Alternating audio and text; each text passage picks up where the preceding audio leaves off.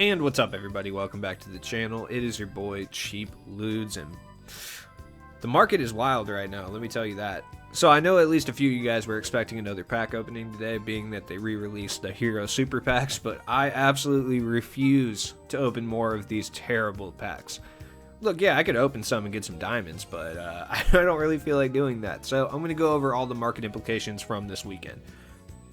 Like I said, these bad boys are back. In theory, they should probably drop the price of some of these cards, but realistically, besides Steve Nash and Karl Anthony Towns and all of the diamond cards from various sets that we have and below, I don't really think too many of them are going to drop. Maybe like 5-10k per card potentially, but I don't think much of that is going to happen. So let's talk about some of the cards that are out right now. Like I said, all the Season 1, all the Season 2, all the Season of Giving, and Throwback Moments cards are back in packs, in addition to the hero cards. So I'll talk about the heroes at the end. The weirdest thing is happening, though. Some of these cards have actually gone up in price. Like Allen Houston was like 25k when these packs were out the first time. I think he'll be back down around that later. Same with Ben Gordon. But inexplicably, like, they're higher right now. The packs did just get released, like, obviously, like an hour or two ago, so it's not like a lot of people haven't opened them yet, is what I'm trying to say. The more expensive cards are down. Like Bradley Beal was like 60, 70, and now he's down to like 40. I think he'll go lower, probably around 35. Steve Francis, my boy, who I do plan on buying at some point, is just not at the price that I want him yet. Marc Gasol has gone up. I don't even know what's going on with that, because he was at like 30k when the super packs were out initially, but now he's down, or he's up actually closer to 40, which is actually kind of crazy. Stockton is about 10, but one thing I will say is later tonight, Julius Randle I think will be down at like 3 or 4k, and I think he's a very wise investment, just because I don't foresee them releasing a whole lot of Pelicans players in the near future. Like, I don't. If you look through the Pelicans history, there's just not very many big men. So picking up Julius Randle for any type of spotlight sims that you plan on doing in the future, or any like Pelicans-based challenges, is a good idea, especially if he's only like 3k. It'll definitely save you a lot of pain and heartache later on. Like, you can tell these packs are trash, because even like Jason Tatum and Embiid has gone up. He was like 30k before, now he's like 50. Like, you can just tell these packs are bad. Like, Zach LaVine's gone down, but that's only because he was involved in challenges. There's not very many more up. So, I mean, if you've had your eye on any of these guys like Bob Pettit are probably going to go down in price, but even he's gone up. He was close to 20k before, now he's like 40, so I don't really know exactly what's happening with the market. It's like the super packs got re-released, and I don't know if everyone got spooked and put up all their cards immediately or what's happening, but yes, sparkling water. The diamond cards in this set are going to go down. Like, all the diamond cards, it doesn't matter. So, like I said, if you've been looking to fill out 7-man rosters for all of the teams in basketball in preparation for like a new spotlight sim, do that. If you have this De'Aaron Fox card and you've already gotten the pink diamond De'Aaron Fox, put him up and sell him now. Next week, I guarantee he's going to be like 3k. But you can get 10 Gs for him right now, which is exactly what I did. I've sold 3 of them. Very smart call. I mean, he's going down closer to 9, and as more people open the super packs, he's going to go down even more. But even if you get 7 or 8k for this card, it's still worth it. Same with this Giannis. Look, realistically, the Season 1 Amethyst that you can get for 2 Gs is better than that Giannis. Sell him. Bol is going to go down in price, so if you've been looking for Bol for like Ruby-based challenges or something like that, or to run that duo with Michael Porter Jr. for future limited runs, you can get him for relatively cheap. Now, these cards are not dropping. Like, Ray Allen is, that's because everyone has the free pink diamond, so a lot of people are selling him, but like Wilt Chamberlain, he's not dropping at all. Like, I was going to pick him up just for my 76ers all-time team, but I don't feel like paying 20 Gs for him. Even though everyone's getting Opal David Robinsons, like, this David Robinson is still 20k. So if you, for whatever reason, didn't sell him before, like, now is a good time to do so. Damian Lillard, he's still involved in a challenge for Drexler, I believe, or somebody. So he's still, like, kind of expensive. There's a lot more Jokic's up, so it looks like Jokic is getting dropped from these packs pretty frequently. So, not a terrible idea. Like, Michael Redd was another guy I was going to pick up just for my all-time Bucks team, but he hasn't gone to the level that I would pay for him as of yet. So, now I do think we get Moment Super Packs at some point. One card I did want to talk about was Quantum Shaq and Pink Diamond Shaq. Pretty much all Shaqs. If you guys are not aware, they are in the TTO boards, and honestly, playing TTO this weekend, you can make some serious MT. Like, I'm not even kidding. TTO sweaty. So, look, the best way is, regardless which team you try to put out there, you're going to run into sweats. Even if you go with the 2 emeralds and a bronze strategy that I use occasionally, you're going to run into majority sweats instead of MT bots, like on a normal day. Because, I mean, as you can see, you can get Opal Shaq, Pink Diamond Shaq, 2 times for Pink Diamond Shaq, Amethyst Shaq, Emerald Shaq, in addition to getting Spencer Haywood and a free agent Shaq. So, look, his price has gone down, but it's not as much as you'd think. Like, Shaquille O'Neal is still fetching close to 100K. Yeah, not 50 minimum bid. Like, as you can see, there's a lot of Shaqs up here for buy it now, but they're basically all at 100K. I mean, realistically, you could go play TTO. He doesn't drop that much, I will say. I've been up the board probably like 15 times since last night, and I haven't seen him once. I've got multiple Pink Diamond Shaqs, which I've sold for not very much MT, but free MT regardless. But, like, if you pull that Opal Shaq, you can still get 95K. Like, I don't even plan on pulling him to sell him. Like, I just want to pull him so I have that Shaq card for Lakers challenges in the future. Granted, the Pink Diamond's not too bad, but still, I'm a collector, like, when it comes to cards. So I just want that Quantum Shaq card. He's fun to use, in my opinion.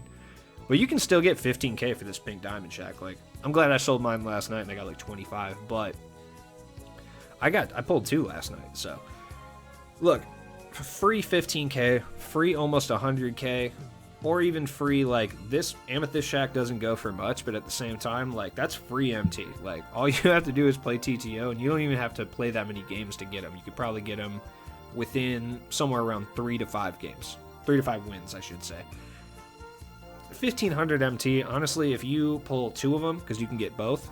Now, here's the thing that I'm trying to figure out is, I don't know, I've seen a lot of people say that you can't get 2 Opal Shaqs. Like, once you get an Opal Shaq and he's in your collection, then, like, when you pull it again, it just gives you 100 MT. I've seen a bunch of videos. That sucks. So, Idols packs, in addition, are back in Limited, and a lot of people are playing Limited right now, and I have been saying that I feel like the Limited ring drop rate is lowered. A lot of Idols packs are being pulled. Obviously, like, these reward packs are kind of whack, so, like, you don't really get stuff a lot of the time, but at the same time, like, look at all these cards that are back up there and cheaper. I don't know. I haven't had great luck, but alas, free packs are free packs, man, regardless how bad the odds are. Alright, let's talk about the cards in Idols 2KG, because I haven't really talked about him. Chris Webber sucks, alright? But if you need a big man for your Washington team, for 1,000 MT, you can't do much better. Fred Hoiberg is actually not that bad. That being said, like, he's not very good. He's just like a pretty okay Ruby card. Sam Cassell, haven't seen a lot of hype for this card, and I understand why, because the packs were so bad that a lot of people, even when they were pulling Shakes, were just pulling Sam Cassell. Shout out to Mills. I saw him pull like 4. That being said, for around the 3 or 4K, like, Sam Cassell, badge and stats wise, is probably one of the best cards that you can buy for that price range. Like, I'm not even kidding. He's actually relatively good. He's really complete. 22 Hoffs, 22 golds, like an excellent badge count. He's missing a couple shooting badges like Deadeye and Showtime. There's no point even giving him Showtime. But still, for that price point, if you're on a super small budget, he is without a doubt probably the best card that you can buy for around 3K besides Dino Raja. Like, I'm not even kidding. Andrew Wiggins, we're seeing a huge price increase in Andrew Wiggins. A, because the packs are trash, and B, everyone realized how good he was, which I was preaching his goodness before the packs. Goodness is not a word.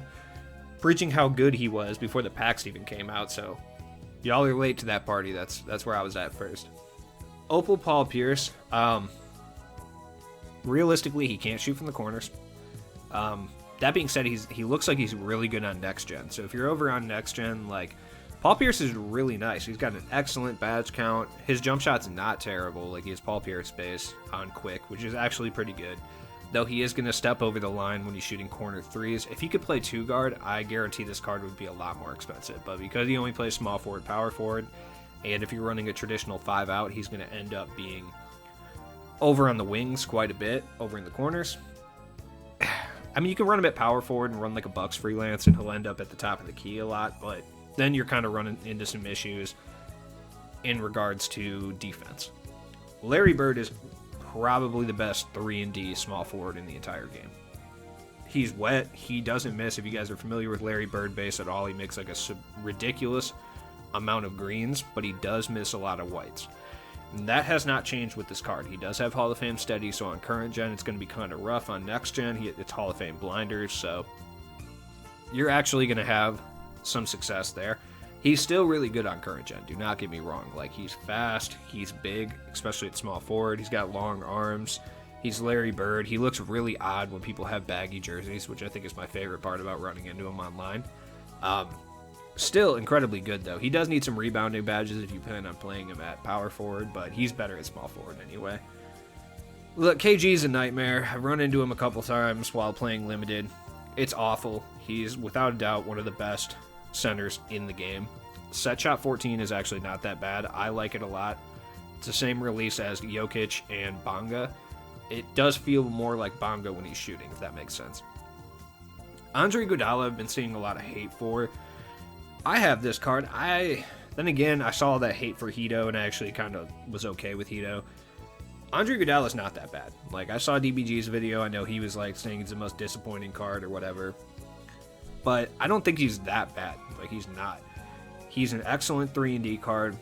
I don't know if he's crazy better than Wiggins, if we're really really breaking it down, but I think Andre Iguodala is really, really good, and if you just want an opal and you don't want to spend over 100K, like, Iggy's fine. Like, he's not bad. Now, Wiggins last night was going for about 25, 30K. At least I saw some going for that price. Obviously, they got snapped up pretty quick. Now, Wiggins is significantly more expensive. Now, like, this card is legit. Like, I'm not kidding. I don't need him in any way, shape, or form. Like, in all seriousness, I should probably sell him for the 30K that he's going for. But I actually like this card so much. He, in my opinion, is a better version of Opal Jimmy Butler. That is how I feel about this Wiggins card. He is missing a couple pretty important badges, though. He has the same jump shot as Jimmy Butler, same defensive animations. Size-wise, they're about the same. He is missing, like, clutch shooter and flexible, which are kind of important, and blinders on next gen. That being said, clutch shooter is one of the most slept on badges in the entire game, and I'll talk about that later because I'm going to go through a bunch of badges. So the hero cards as well, like, they're not going to go down in price very much. Like, those super packs are trash. Like, for the most part, out of 20 super packs, you're probably going to pull, if it's over a diamond, it's probably going to be one of the Season of Giving or Throwback Moments cards. And all these cards aren't going to go down in price because Phil Jackson is a demigod of a coach. Popovich is pretty good as well, but these cards are going to be a little bit cheaper. Just because, aside from Zion, he's really the only really, really good card out of here. Oh, I forgot about Luka. Jesus. But, like, James Harden's still really good, but he's not, like, the best shooting guard in the game anymore. Karl Anthony Towns, he'll be probably the one that gets picked up the most. You could see him drop somewhere around 20K, and I think at 20K, besides Draymond and Maxi Kleber, like, he's probably one of the best possible big men that you can buy for around that price point. There's a reason I told everyone to go get this guy in my squad tips video. If it wasn't Maxi Kleber or Draymond Green, it's because Karl Anthony Towns is really good. Good size, he's got a wide player build, he rebounds really well. He's not the best at running point center, he's actually pretty bad at it, but if you like your center traditionally more as a catch and shoot guy and a rebounder, he's really good. He's, like, way better. I don't know. He's not really comparable to anybody, in my opinion. He plays different. So, badges. Now, there are still some badges that can make you MT, right? I know since the badge packs came out, selling badges has been rough. But for the most part, like, traditionally expensive badges like Clamps and Intimidator and Range Extender have gone down in price a lot. We did see, like, a renaissance when it comes to, like, deep hooks, but that is over. Like, that is super over now. Like, bronze will still get you a couple G's, but, like, gold, 700. That being said, as many big men as you can get with, like, deep hooks is key. Now, Showtime still gets you a bunch if you're looking at, like, bronze and silver. It has gone up a little bit in price. Oh, it's gone down, actually. Wow. Yeah, you can get Showtime for, like, 4 G's. If you want to Showtime out some of your lower overall cards, you can do that.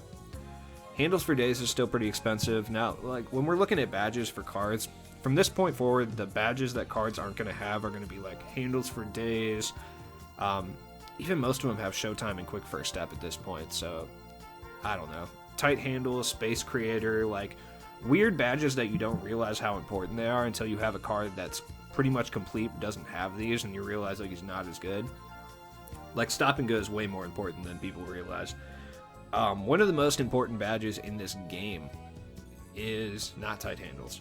Clutch shooter. Clutch shooter legitimately is one of the most important badges in this game, as far as for cards coming out now, because a lot of them won't have clutch shooter. Clutch shooter essentially makes you make a significantly larger amount of shots with 2 minutes left in the fourth and 2 minutes before half. You don't realize how key that is until you start playing with a bunch of guys without clutch shooter. Deadeye, traditionally expensive, it still is. A lot of the cards that came out on Friday do not have Deadeye or Flexible, so those cards are going to be like way more expensive. Deep Fades is dead too. Like that had its like couple weeks of being really expensive. That's over now. Every big man has Deep Fades or Deep Hooks. But Flexible, you can still get a bunch of MT if you have Flexible, which I have one. I'll probably sell it for like 14k. I'm trying to get up to like $1 million. I'm not going to spend it right now, but I have a lot of my old cards that I haven't sold yet. I've been waiting. The key for me is to keep a 7-man, like a solid 7-man rotation for every single team for Spotlight Sim purposes. Because the top is 10 cards, and I can fill in my 3 best cards in the mix there, or at least 3 really good cards, and then just use like 3 throwaway guys on the bench. Green Machine still holds some value. Hot Zone Hunter, pretty much every card has that at this point, so you're not getting much off there.